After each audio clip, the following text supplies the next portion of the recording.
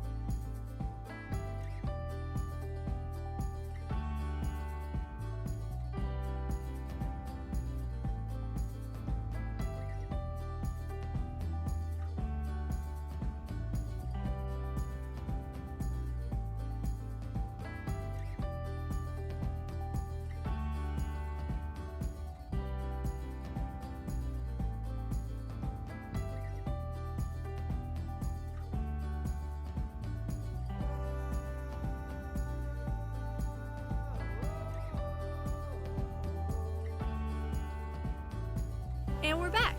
So let's talk about the plaster figures now. I am gonna rank these from my least favorite to my favorite because there is a definite winner. Coming in third with the plaster figures is the Easter egg. I didn't put a lot of thought into this. I really just threw some lighter colors that I had together, and they are cute. But I feel like it could have been more well thought out. And there's also a lot of messy lines. And I do really like how the lettering came out. I used one of my paint markers to do that. I just pressed very lightly on the little raised parts, and it got me very clean lettering. But I really like how this came out. It's just the other two I love so much more. Coming up in second is the chicken. I think this one is super adorable. I love how bright this yellow came out. I think that's my favorite part about it, honestly. I used a paint marker for the shell color again, and again I used a purple paint marker for the lettering. But this little guy is so cute. I love that he's shaped like an egg. He's basically the same shape as the egg before. He's just a chicken. He hatched his egg. And the very clear winner of this whole set is the bunny. This is actually the smallest one of the set, but I love this pink color. It's so pale and sweet. I just love it. I ended up putting some little dots on the eyes because when I put the black on, it started to look like demon eyes. I actually thought about making the eyes brown, but then I thought that would look too soft. I thought about doing purple, and then I just settled on black and resolved the issue by putting dots in her eyes. So a little sparkle. Again, I used a paint marker for the lettering. Also, her nose is a heart and it's pink as well, which made me love that even more. This is the sweetest little bunny ever, and I love how this whole set came out. These were actually given to me by one of my friend's moms, so I just want to say thank you to her really fast. I really appreciate you thinking of me. I really had a blast painting them. They were perfect. Thank you so much. I really appreciate it. Hey there. Welcome to my table. This is where I will be dyeing my eggs today. So as many of you know, the prices of eggs recently has been insane. And with Easter, we all know that eggs are very popular. Not only for the fun part in dyeing them, but also egg salad, deviled eggs. It's a very popular thing to have during the Easter holiday, so it comes as no surprise that we've come up with fake Easter eggs. This is a fun alternative if you like dyeing eggs, but you don't want to spend that money. This was $3 at Walmart, and I actually got 2 dozen because for one, they were cheap, but also it gives me a little room for error should something go wrong. And obviously there are some really good perks to doing this rather than hard boiling eggs and dyeing them. Number one, there's no cooking required, which is awesome for me because I don't want to spend that time. But also, these don't go bad. You don't have to worry about needing to eat them or wasting eggs. You can just put these in a basket, hide them around for your kids, or do whatever you want. And they're great. So without further ado, let's unbox. So, right off the bat, there are some packets of dye. They are not tablets like you would normally see in an egg dye kit. Looks like we've got blue, green, yellow, and pink. But what I'm most excited about is seeing how these eggs feel. They look very realistic. Okay, yeah, they kind of feel like sort of a real egg, but also not. In a way, they kind of feel like plaster figures, but you can also tell they're really thin, kind of like an actual egg. Alright, there's my carton of fake eggs. See, they look real. So here are my 2 dozen. And because I have 2 dozen, I now have 8 packets of dye. So I'm thinking I'll be able to mix and match pretty easily now. And here's what the egg looks like. They feel really, really fragile, and it feels like I could easily smash this, probably easier than an actual egg. So according to the instructions on the package, first it tells me to protect my work area. I'm not going to worry about that so much because this table is what I paint on anyway, and I don't think I'm going to make that big of a mess. It says to place an egg inside of a plastic bag, then add a few drops of the liquid dye. So I guess, yeah, we have some baggies. Hopefully there are enough baggies for each of the eggs. I'm hoping a dozen baggies. Looks like I have 4 baggies. I guess that means I'll have to make 3 eggs the same color in each batch. Then it says to swirl the egg around while holding the bag shut, add more dye as needed. And then the last step is place the egg back in the carton to dry and rotate occasionally. It doesn't give me an amount of time, so I'm hoping this will be pretty quick. I think it will be, considering they feel like they will soak up the dye really easily. It also gives tips on mixing the colors. So it tells you pink and yellow is orange, blue and green is turquoise, my favorite color. Pink and blue is purple, blue and yellow is green. Okay, So I think I'll make my first dozen the basic 4 colors that it gives me, just so I can get an idea of what this is going to be, and then we'll get into mixing colors. It says to place an egg in the baggie. I don't know how this is going to work. This better be good. I'll start with pink. That is a very fluorescent pink. I don't know how bright that shows up on camera. This could get messy. I'm going to move the rest of these eggs kind of out of the way of this general area so that if there's a splatter, I don't get anything on the rest of them.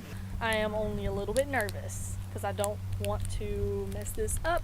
I'll try not to cut it too much because I don't want to pour too much in. Oh my goodness gracious.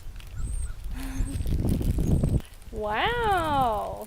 So I guess this is how you're supposed to do it. Almost kind of like a tie-dye situation. And the color is pretty immediate. That's why it doesn't give you a time frame, because it is just about immediate. I'm going to add just a little bit more and see if that does anything to the color, if that makes it more dark. I don't think it will. Kind of don't want to touch it, but I also know that I kind of have to. Wow. Oh my goodness. That is... It's a little bit spotty, but wow. Bet you didn't think you'd be doing this on Easter, did you? Now we have to lay that out to dry. Yep, it is going to stain your fingers. If you don't want staining, use gloves. That's all I got to tell you. So this is pretty convenient. You could probably do these without your kids even knowing you did them, and then just hide them. So we'll do another pink one. Oh my goodness! Oh, not the eggs!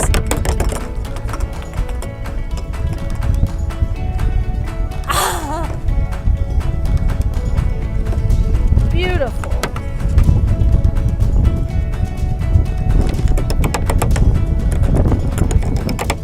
Okay, try and recover. Give me 5 minutes. Well, that's unfortunate. We lost 10 eggs. They all went flying off the porch. Let's go egg hunting. Well, and there's the one I just dyed.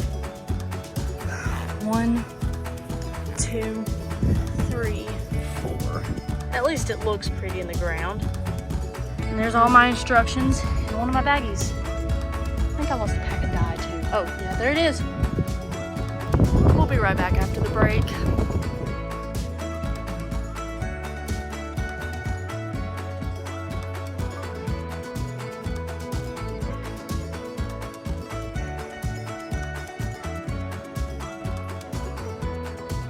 And now I've got drips on my teeth. So would I recommend this kit? Absolutely. This was super fun to do. It looks about the same as if I bought eggs from the store. What's the difference? Do you see anything that would tell you right now from this distance that these were fake eggs? They die just like the real thing.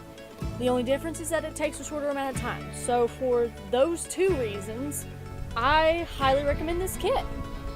Go for it. Definitely be aware that your hands are going to be a mess.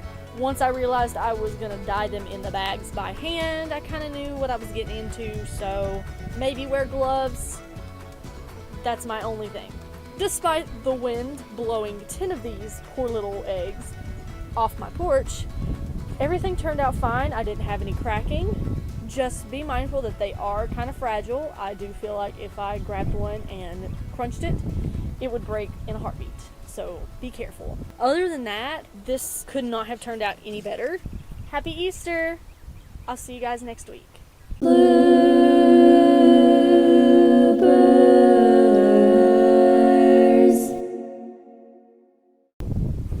Hi, Felix. Come up here.